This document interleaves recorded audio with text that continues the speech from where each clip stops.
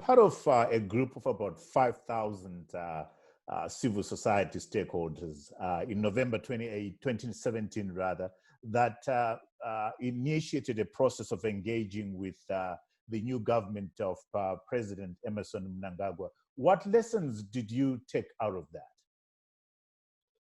First, I'm very grateful that I was not in the streets, by the way, when people were celebrating the transition in November 2017, because I was not sure what was going on, and I was observing from the sidelines. But I had several meetings with many people when all those transition changes were taking place.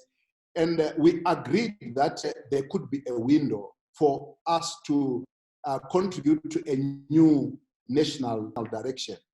And we decided, because of that, it was important that we mobilize everyone to come together and try to reimagine what this could look like.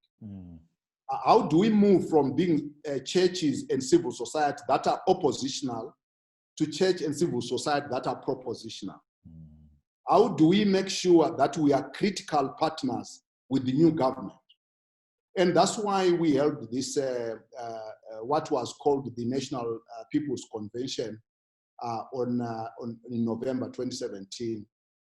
And I think it was an eye-opener for me, because I realized that day that many Zimbabweans were not sure about what they wanted post-Mugabe period. And so for me, this helped me to realize that one of the major tasks for us going forward would be to help Zimbabweans to couch a common way of reimagining the future. Because the traditional understanding about the future was very exclusive. It was who do we get rid of as we couch a new future?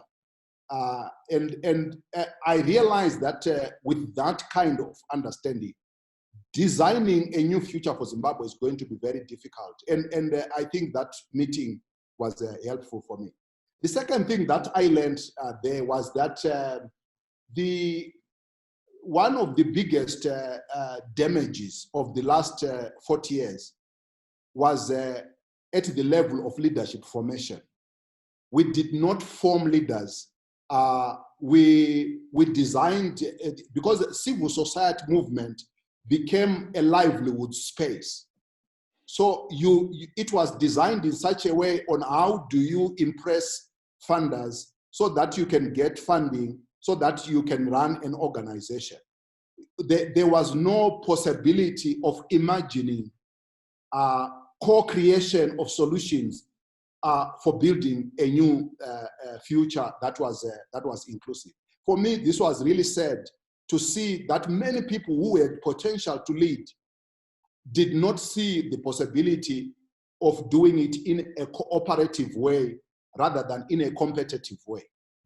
And of course, lastly, one of the sad lessons for me in that platform was that we were working almost most of the conversations that I saw during that period were very short term. There was no clear understanding that we are on, we need to run a marathon. This country has been in a bad space for a very long time, and the healing process may be long. What you saw was we have a quick fix, and by tomorrow things will be okay. And I think this is a problem that we are still facing right now.